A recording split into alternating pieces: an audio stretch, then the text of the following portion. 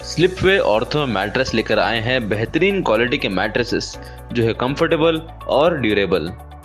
10 साल से हम मैट्रेस बनाते आ रहे हैं और हमारे पास होलसेल प्राइस में हर किस्म के ऑर्थो मैट्रेस अवेलेबल है। हमारा एड्रेस है Krishna Reddy function hall, Durga Nagar, Ali cafe X road, Amberpet, Hyderabad. आप हमारे अंबरपेट, मनीकोंडा और कुकटपल्ली के ब्रांचेस भी विजिट कर सकते हैं। स्लिपवे ऑर्थो मैट्रेस, कंफर्ट और क्वालिटी का commitment. Chairman A18 Telangana news Mohammed Azam Ali. Retired soldier Gurumurthy ने अपनी बीवी का कत्ल किया। उसके जिस्म के आज़ा काट कर उन्हें उबाल कर राख में तब्दील कर दिया और उसे मीरपेट झील में फेंक दिया। राचाकुंडा के पुलिस कमिश्नर सुधीर बाबू ने इंकशाफ किया कि मीरपेट कत्ल की दिल खराश तफसीलात से क्या ताबीर किया जा सकता है। गुरुमूर्ति की गिरफ्तारी का ऐलान करते हुए कमिश्नर ने कहा कि मुलजिम को कोई पछतावा नहीं है और वो जालिम था जिस तरह उसने अपनी बीवी के कत्ल को मुनज़्ज़म तरीके से अंजाम दिया है। वो बेतौबा और पशेमान है। उसने जो जुर्म किया है उसके लिए उसका कोई कसूर नहीं है। ये सबसे नायाब है। वो शख्स जो इस तरह बर्ताव करे और अपनी ही बीवी को मार डाले, उसने इसे इंतहाई सफाकाना तरीके से कत्ल किया। मैंने ऐसा केस पहले कभी नहीं देखा। उसने अपनी बीवी माधवी को कत्ल किया, उसकी नाश के टुकड़े कर दिए और उसे वाटर हीटर से पानी में उबाल दिया।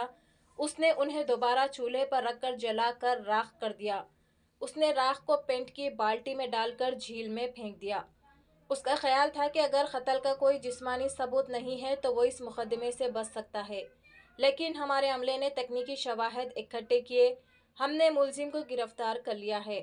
हम इस मामले की गहराई से तहकीकात कर रहे हैं, उन्होंने कहा। గురుమూర్తి 39 సంవత్సరాలు ఇంతకుముందు ఆర్మీలో పనిచేసి వచ్చాడు. ఫుల్ టర్మ్ అతను ఆర్మీలో సర్వ్ చేసి వచ్చాడు.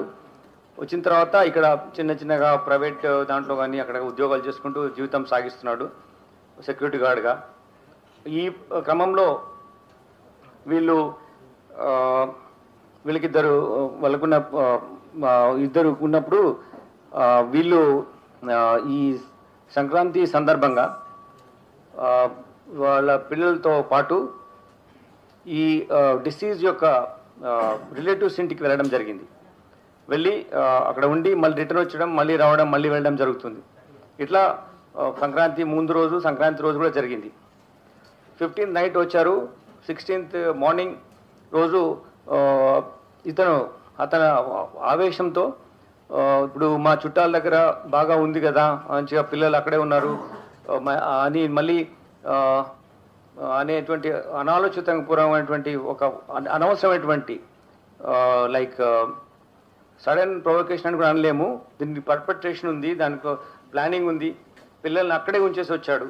ఇతను ఈ విషయాలు అకారణంగా గొడవ పెట్టుకొని అతను వైఫ్ మీద దాడి చేయాలనే ఉద్దేశంతో ఎవిడెన్స్ పిల్లలు ఉంటే తెలుస్తుందని చెప్పేసి పిల్లల్ని వాళ్ళ చుట్టాల ఇంట్లోనే పెట్టేసి ఇక్కడ రావడం జరిగింది. వచ్చి భార్య పైన ఆ రోజు మార్నింగ్ ఆవిడని కొట్టడం స్టార్ట్ చేశాడు. తీసుకెళ్ళి గోడకు ఆవిడని తలను స్మాష్ చేశాడు, గట్టిగా కొట్టాడు గోడకి. She sustained injuries and then అంటే షీ ఫెల్ డౌన్. అప్పుడు పైన కూర్చొని గొంతు నులిమేసేసి ఆవిడ చంపడం జరిగింది.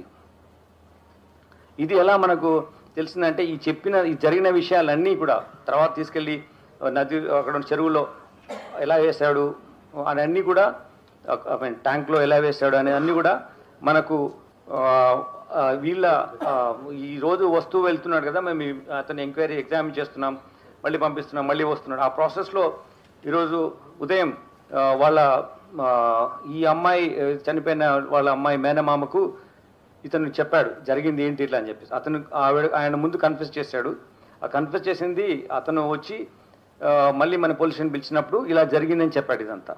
దీంట్లో ఇవన్నీ కొట్టడం జరిగిన తర్వాత, ఆవిడ చనిపోయిన తర్వాత ఆవిడ్ని ఇంట్లో ఉన్నటువంటి కత్తితో ఫస్ట్ లెగ్స్ కట్ చేసి, తర్వాత 2 చేతులు, బాడీ పార్ట్ ఒకటి, దెన్ తల, ఈ 4 పార్ట్స్ కట్ చేసి వీటిని ఒక వాటర్లో పెట్టి హీట్ చేస్తాం కదా మనం చిన్నప్పుడు స్నానం చేయడానికి పెట్టుకునే అటువంటి దాంట్లో పెట్టి చిన్న చిన్న పార్ట్స్ చేసిన అన్ని పెట్టి వాటి హీట్ చేశాడు, బాయిల్ చేశాడు. తర్వాత వాటిని బాయిల్ చేసిన తర్వాత ఈ ఆ పీసెస్ తీసుకెళ్ళి even it's two I mean I don't understand how a person can behave like this. It's ultimate stature of barbaric nature, inhuman way of doing things.